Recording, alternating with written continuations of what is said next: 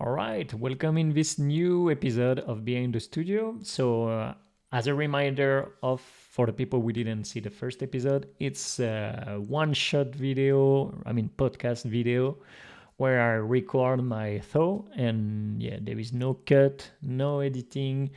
It's a raw content to deliver you every week, and even more if it's possible, but yeah, to at least deliver every week, to share the behind the scene of the studio, talk about some specific subject or thing that happening at the studio, or some project, or anything that link to the studio. So in the next episode we will focus on some subject, but I was thinking, and because in the first episode I didn't talk about me and my journey, and I think the journey of the people at También, and I think it's important to give some context before start a series of episodes, and at least give the background of me and También, and to give the journey that from the beginning till now, like that you can follow with us from now till the future. I think this is important. So for this, we need to come back years and years and years before, because now I'm 34 years old. So let's come back to when I was 18 years old, when I finish I start to be in the art school. I study graphic design, so I was focus on learning about typography, about branding, about communication. I don't know if it's in English is good, but the visual identity and communication. And I didn't have any background as a developer, as a designer. I'm a web designer. So I've been graduated from the art school in Caen, in northern France, and yeah, at the age of 21. And after that, and this is the first fun fact. I don't know if it's fun, but the first thing is at 21, with two friends of mine, we freshly graduated, we decided to launch our first agency, first studio of branding and communication. But we didn't have any client, we didn't have any background as a sales, how to grow a brand, how to launch a company.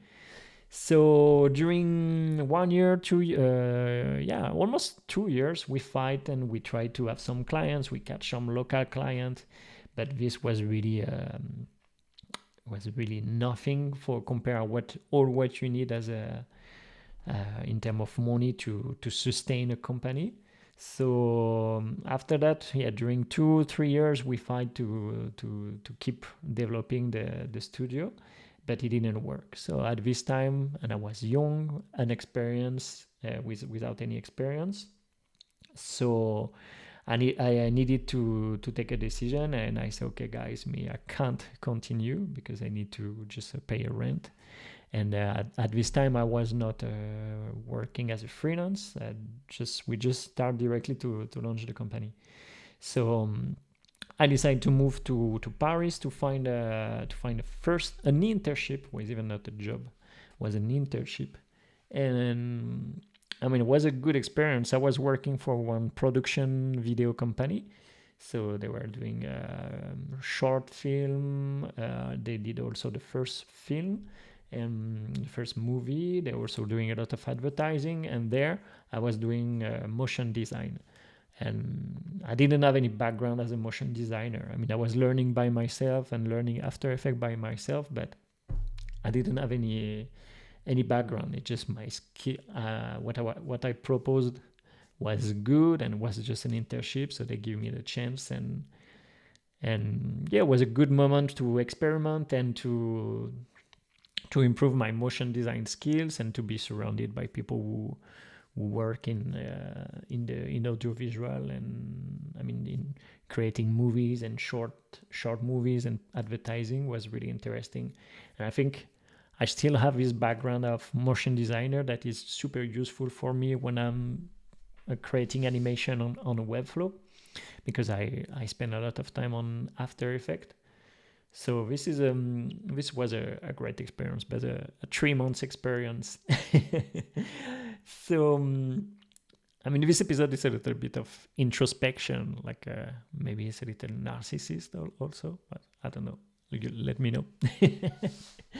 And yeah, after that, this experience bring me to work in one news a new startup in Paris also, but here more as a as a graphic designer. I was working on the brand identity of the company, but actually I was doing a little bit of everything. It happens sometimes when you are the only creative in the company, you are doing a little bit of video, a little bit of After Effects, motion design, a little bit of branding. I even did during a year, I was recording video because it's a company that was creating a shorts video about recipes, like a super attractive receipt.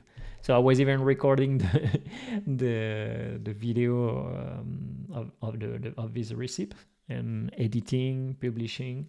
So this was a good experience, and I think all this, it's like and also the next experience in the future give me all these little keys and to manage a company. And because when you are the owner of one company, you need to fix a lot of little things. Okay, I need to create a show reel.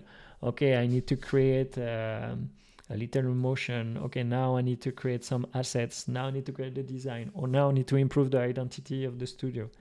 So finally, all this experience like bring me a little bit of skills in every field, and this was really interesting. And I think it's the key of when you own studio is the key is to be like a patch. You 50% of your time you're just fixing stuff or focus on one task that people can't do. So this is super important, I think. So yeah, after that, I've been 2 years working at this company, but also I was starting to work as a freelance also, but still as a motion designer because was my main skill. And yeah, I was working as a freelancer. Step by step, I start to have clients because in Paris, when you are in Paris, it's actually pretty easy to make some contact and start to and at this time that the thing was not so remotely like it was now. And yeah, I start to build my network of freelance and start to have clients. And after that, I meet Ballerine, which is now my wife and also partner at the studio. And she was working in, we meet in Philippines, but she was living in Barcelona, I was living in Paris. And finally, after 6 months together, I decided to join her in Barcelona. And because I have some clients as a freelance, I could leave Paris and start my freelance journey. So finally, it's because of my couple, and thanks to my couple, it's more like this, thanks to my couple that I started my freelance journey. So this was really, thank God, because actually it was a game changer, because I really like to be my home boss and can manage the time like I want, manage the client, manage the project in the way I want. This is important for me. So this was really good. I was a freelancer, and also because in France you have the money from the States during 2 years if you do what we call in France like a conventional break. I don't know if it's like this in the country, but you can negotiate to the company with who you were working to, okay, I'm leaving the company, but during 2 years you give me some indemnity for I can restart an activity or launch a company or something like that. So this was super helpful. During all this time, so after when I left the company where I was freelancing in Barcelona during 8 months, and now after that, just still building my networking as a motion designer, and And yeah, after we decided to move to Australia after 8 months in Barcelona, and we decided to live 1 year as a working holiday visa in Australia. And this was a really great experience, and was forced to discover the country, discover the people, discover the life there.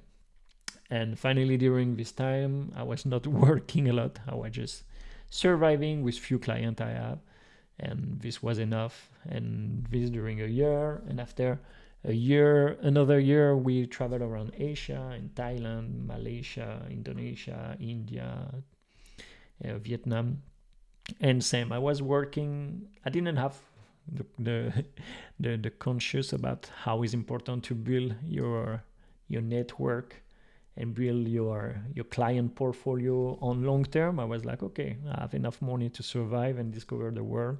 That's enough for me. But after these 2 years of travel, we came back to Paris with, we came back to Europe without almost no money. So it was the comeback to reality. And yeah, this was hard because I needed to come back to something that I didn't like, as a freelance, to go back in one agency working as a freelance. And I back to one of the biggest agency in Paris, I guess. It's Publicis, which is super famous because they have a lot of headquarters around the world. And yeah, I was working for Lancôme. And here I start to develop some assets, to create some assets for the social network identity. And I started to learn Adobe XD at this time also, because I knew that motion design was not what could bring me so much client. And at this time there is there is a really need of people to create websites. So I started to learn Adobe XD at home. And finally, at the end, I was working 6 months, I think, in Lancôme.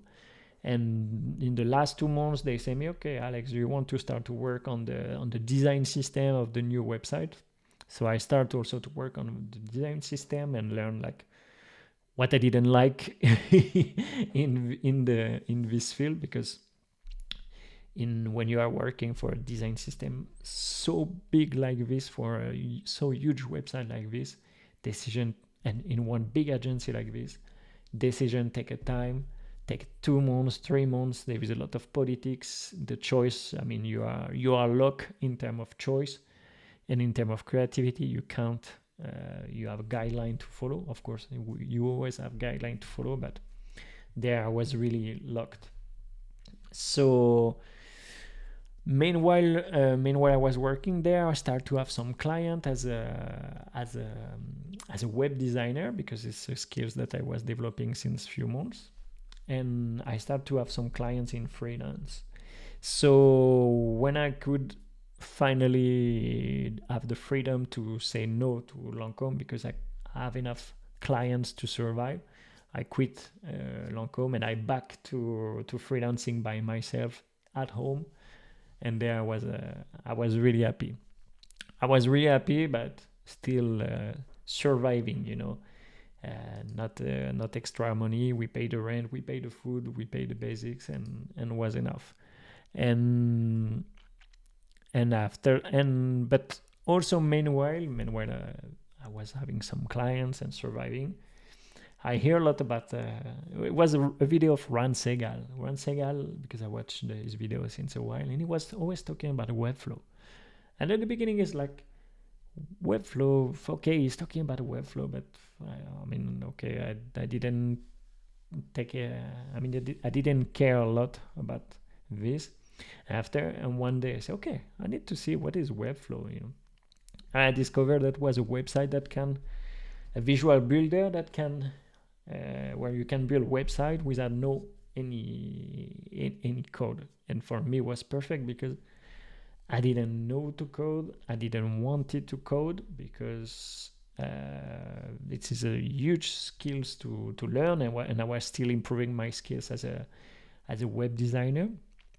So I started to learn Webflow. Meanwhile, I was also working as a web designer with some clients, and I started to to improve my skills and start to be good. And I create my first website on a Webflow.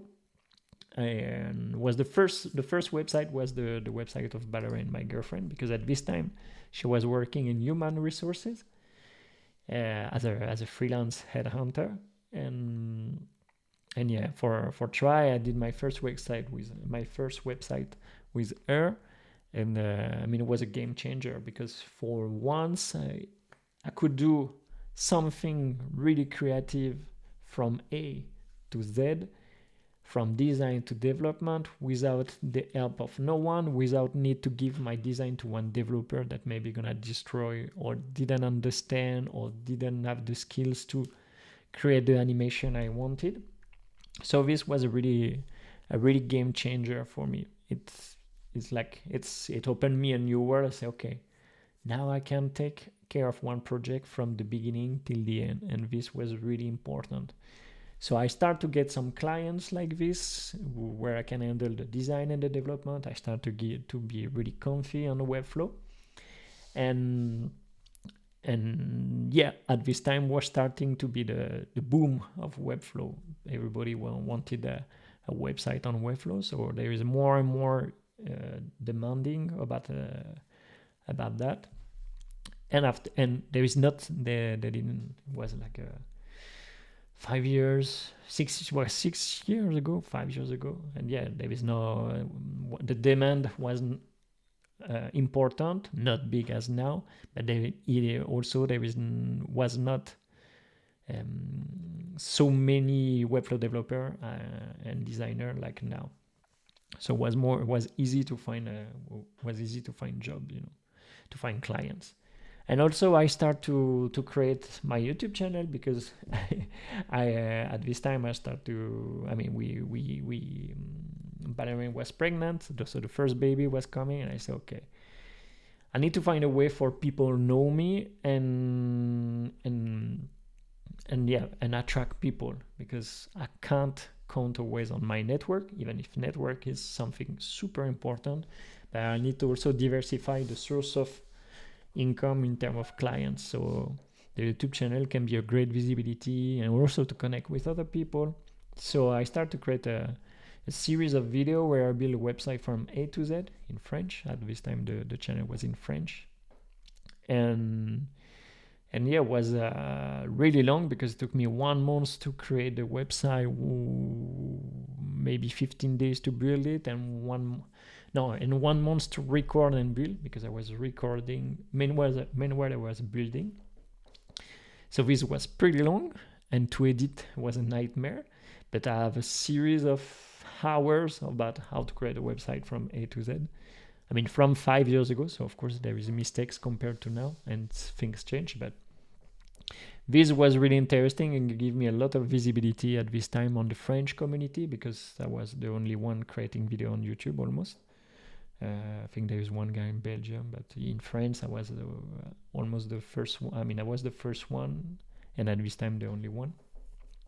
So this bring me a lot of visibility in the community, and I start to get referrals from people or clients who see me thanks to that.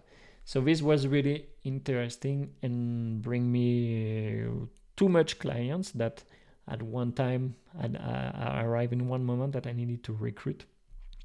And at this moment I recruit, I mean, it's Mael who apply and create a video like how he wanted to work together. And so I said, come on, I need to take him. He was really talented. He wanted to work a lot at the studio.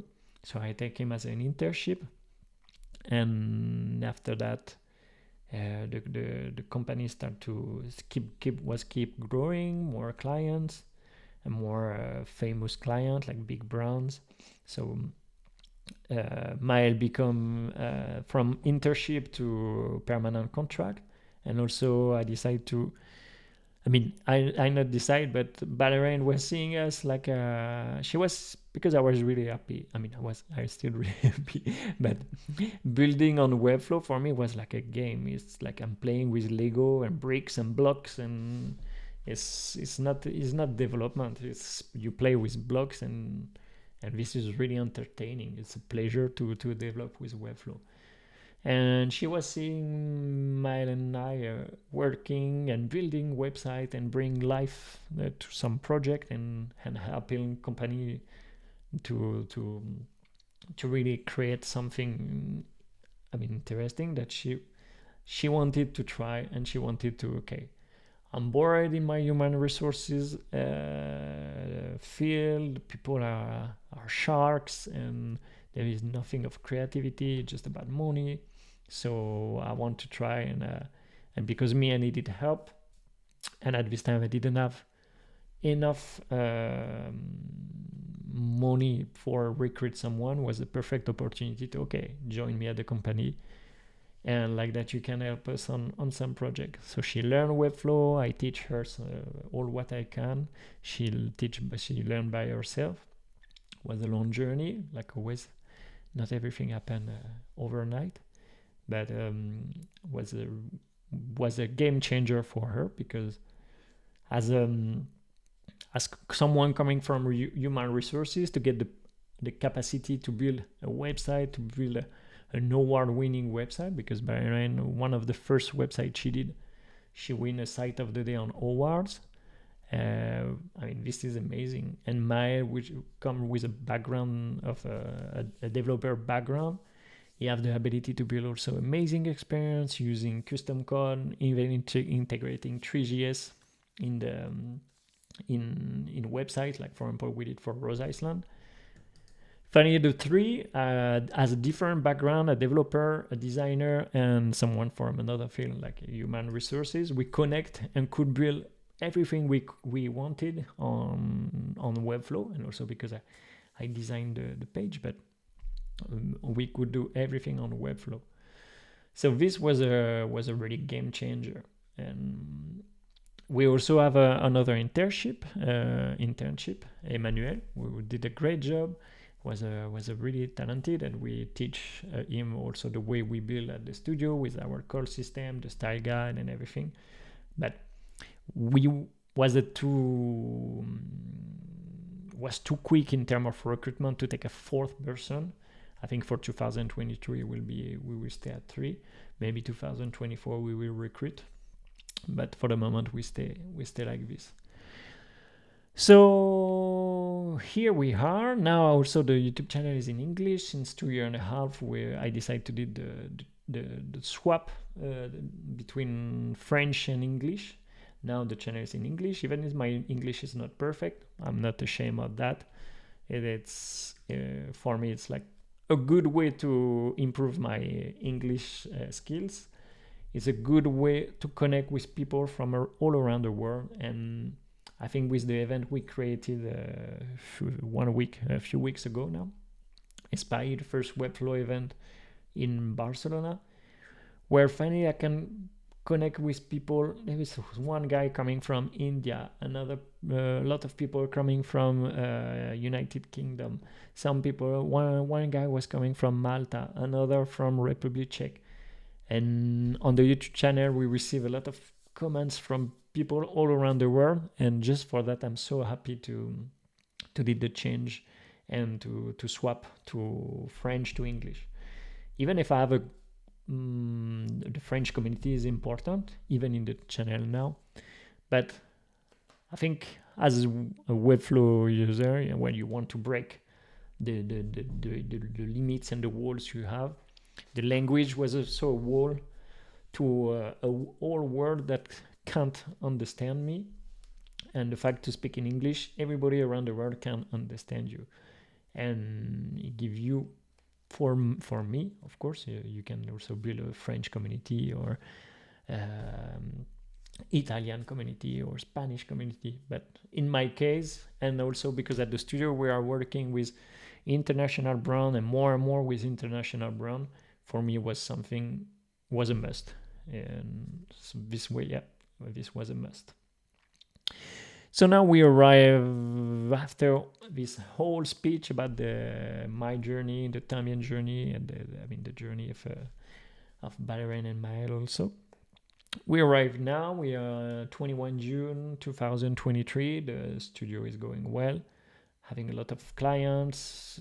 We start to have a lot of recognition in the Webflow field for our work, because also we won some awards. 3 last year, nominated as a Studio of the Year, nominated, for example, for Rose Iceland as a Site of the Month. So this brings us recognition, the YouTube channel also, and yeah, all the fact to create, for example, a Webflow event in Barcelona. Now this podcast, the goal is to establish some bricks, a lot of bricks that are linked together, because clients give you good client project, give you good visibility in the Webflow area or in the design area, to the good visibility to the community. And after, it can allow us to create events, or to create live events, or on YouTube, or also the video. With the video that we are creating, we can help people, and this is really cool to have also good feedback from people, and to always challenge ourselves, or to create this podcast to have a balance between content really that we work during few days, and raw content like this, to be more in contact with the community, and also to creating the course, and can help deeper the people who want to improve their skill as a studio management, design, and Webflow development. So this is another piece in the También puzzle that we are working on. I know that a lot of you are asking me, hey, what's up, Alex, with the course? No worries, I'm working on it's coming. It just take time, because as you can see, I have a lot of bricks to manage, but thanks again for your passions for that. So yeah, now we are 21 June, and yeah, the studio is going well. We are reaching a new step where that I will explain in the next video, where now the goal is to catch even bigger clients. And in another video, I will talk about how I increase my price from 2022 to 2023. We increased 3 times our price. And this was also really important, to act like a studio and not like a freelance. And yeah, a lot of things subject and topics to talk about the studio growth and development. But yeah, I think today it's enough for the También journey. So thanks again for watching it. If you like it's a podcast audio, but it's also video. If you like it, subscribe to the podcast, subscribe to YouTube channel, and yeah, send us love, or send us feedback if something was wrong, or if the sound was not good, or if my English was really annoying. But anyway, thanks again for being there, and see you on the next episode. Ciao.